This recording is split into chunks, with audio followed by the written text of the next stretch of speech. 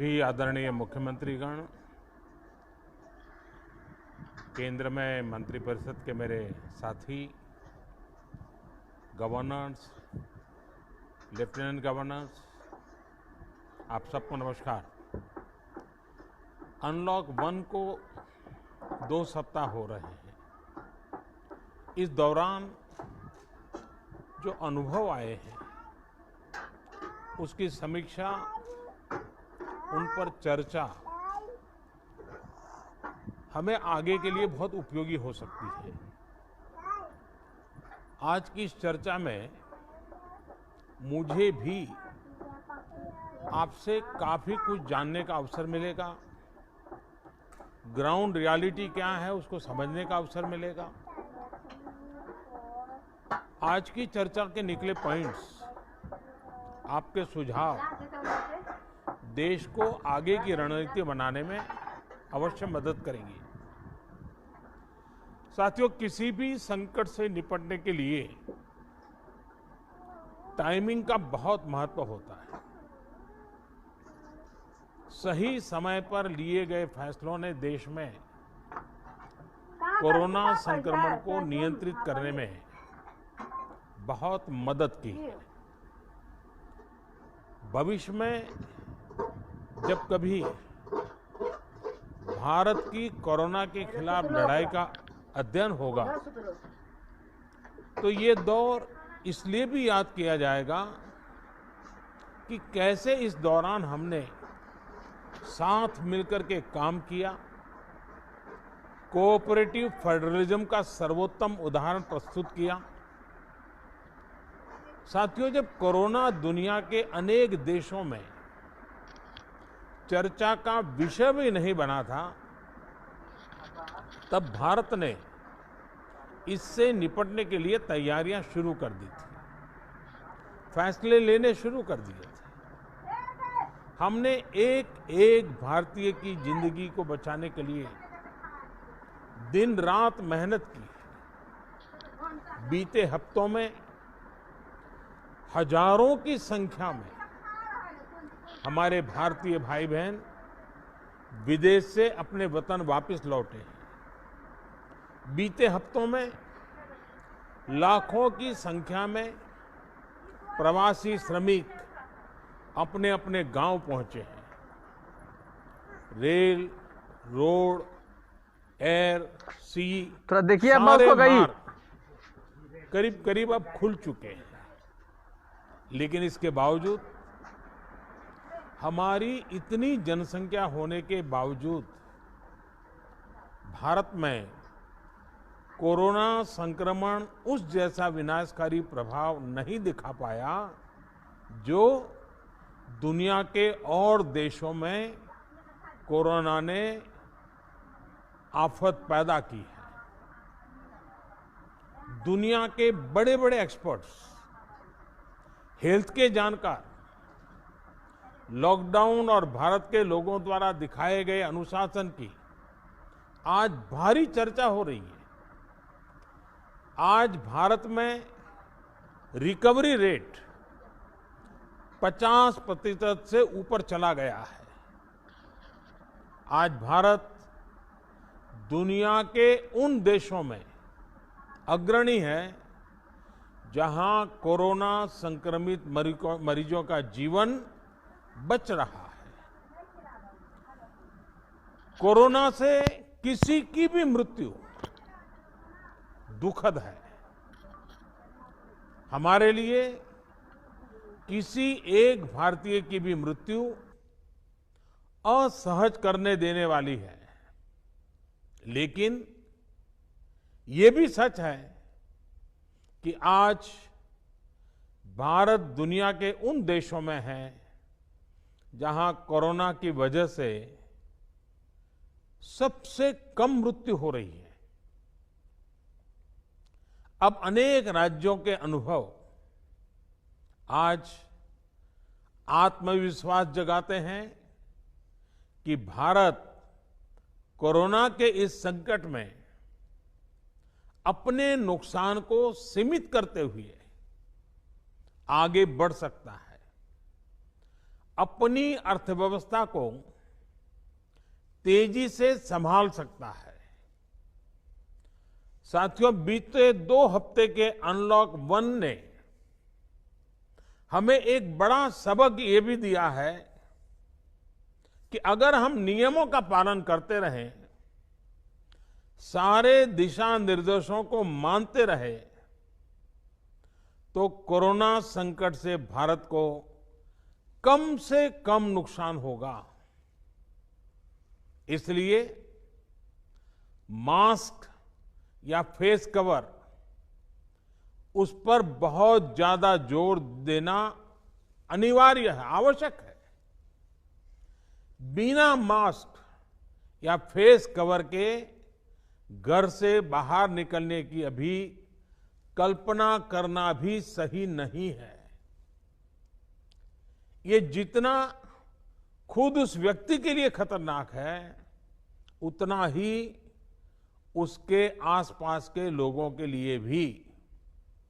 इसलिए 2 गज की दूरी का हमारा मंत्र हो, दिन में कई बार 20-20 सेकंड के लिए साबुन से हाथ धोने की बात हो, सैनिटाइजर का इस्तेमाल हो, ये सभी बहुत गंभीरता से किए जाने चाहिए।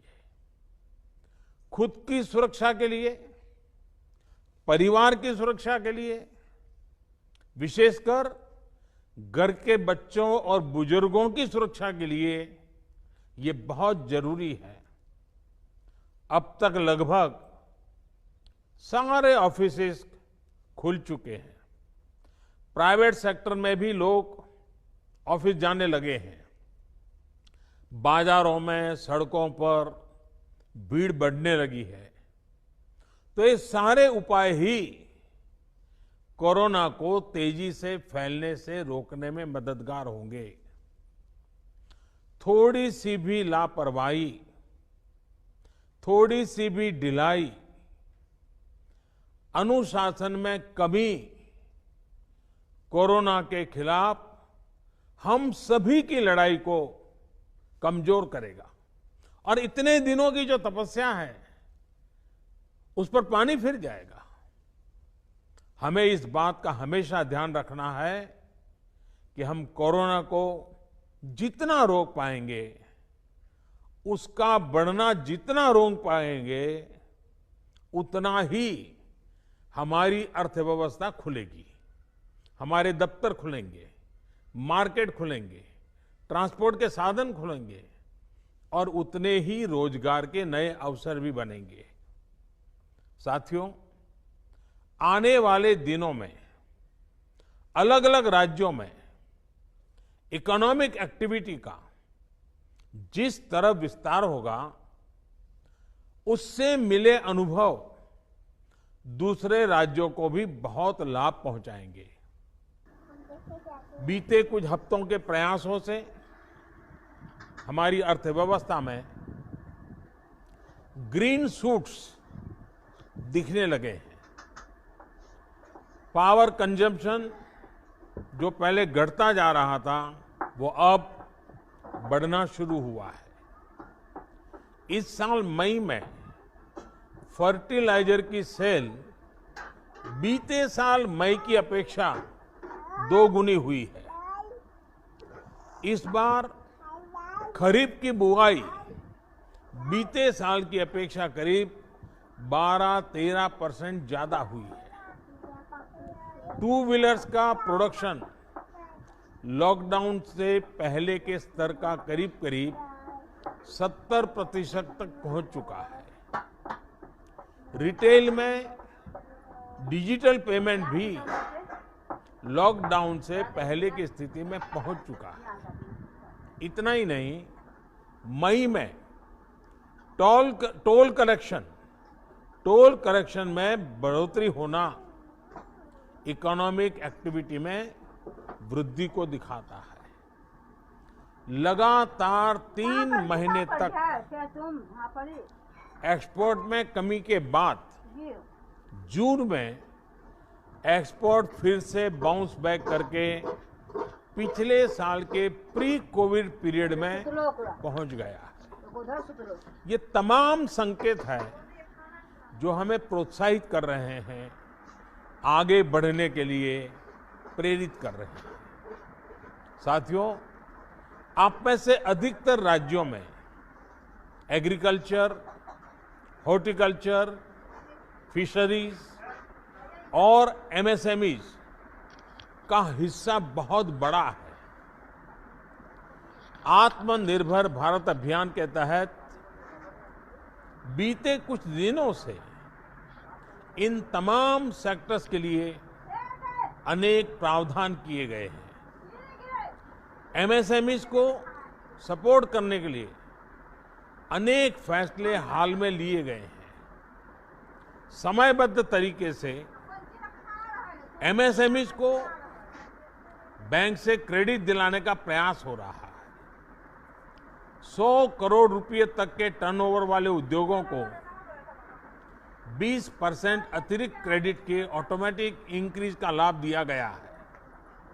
अगर हम बैंकर्स कमिटीज के माध्यम से थोड़ा देखिए अब ये उसको गई सुनिश्चित करेंगे कि उद्योगों को तेजी से क्रेडिट मिले, तो वो जल्द से जल्द काम शुरू कर पाएंगे, लोगों को रोजगार दे पाएंगे। साथियों, हमारे यहां जो स्मॉलर फैक्ट्रीज हैं, उन्हें गाइडेंस की, हैंड होल्डिंग की बड़ी जरूरत है। मुझे पता है आपके नेतृत्व में इस दिशा में काफी काम हो रहा है। ट्रेड और इंडस्ट्री अपनी पुरानी रफ्तार पकड़ सकें, इसके लिए वैल्यू चेन्स पर भी हमें मिलकर काम करना होगा। राज्यों में जहां कहीं भी स्पेसिफिक इकोनॉमिक एक्टिविटी पॉइंट्स हैं, वहां 24 घंटे काम हो, सामानों की लोडिंग अनलोडिंग तेजी से हो, एक शहर से दूसरे शहर तक सामान जाने में स्थानीय स्तर पर किसी तरह की दिक्कत ना हो, तो इकोनॉमिक एक्टिविटी और तेजी से बढ़ेगी। साथियों, किसान के उत्पाद की मार्केटिंग के क्षेत्र में हाल में जो रिफॉर्म्स किए गए हैं, उससे भी किसानों को बहुत लाभ होगा। इससे किसानों को अपनी उपज बेचने के लिए नए विकल्प उपलब्ध होंगे, उनकी आय बढ़ेगी और खराब मौसम के कारण, स्टोरेज के अभाव के कारण उनको जो नुकसान होता था, उसे भी हम कम कर पाएंगे। जब किसान की आय बढ़ेगी तो निश्चित रूप से डिमांड भी बढ़ेगी और राज्य की अर्थव्यवस्था की गति भी बढ़ेगी। विशेष तौर पर नॉर्थ ईस्ट और हमारे आदिवासी इलाकों में फार्मिंग और हॉर्टिकल्चर, इसके लिए अनेक अवसर बनने वाले हैं। ऑर्गेनिक प्रोडक्ट्स हो, बाम्बू प्रोडक्ट्स हो, दूसरे ट्राइबल प्रोडक्ट्स हो, उनके लिए नए मार्केट का द्वार खुलने वाला है। लोकल प्रोडक्ट के लिए जिस क्लस्टर बेस्ड रणनीति की घोषणा की गई है, उसका भी लाभ हर राज्य को होगा। इसके लिए जरूरी है कि हम हर ब्लॉक, हर जिले में ऐसे प्रोडक्ट्स की पहचान करें जिनकी प्रोसेसिंग या मार्केटिंग करके एक बेहतर प्रोडक्ट हम देश और दुनिया के बाजार में उतार सकते हैं। साथियों, बीते दिनों आत्मनिर्भर भारत अभियान के तहत जितनी भी घोषणाएं की गई हैं, वो एक निश्चित समय सीमा के भीतर जमीन पर उतरे, इसके लिए हमें एकजुट होकर काम करना है। इस पृष्ठभूमि में कोरोना से लड़ाई और इकोनॉमिक एक्टिविटी से जुड़े आपके जो सुझाव हैं, जो तैयारियां हैं, वो जानने के लिए मैं बहुत उत्सुक हूं और मुझे पक्का विश्वास है कि अनुभव के आधार पर आपकी जो बातें आएगी, वो आने वाले रणनीति बनाने में बहुत काम आएगी। मैं गृह मंत्री जी से आग्रह करता हूं कि वे आगे की चर्चा का संचालन करें।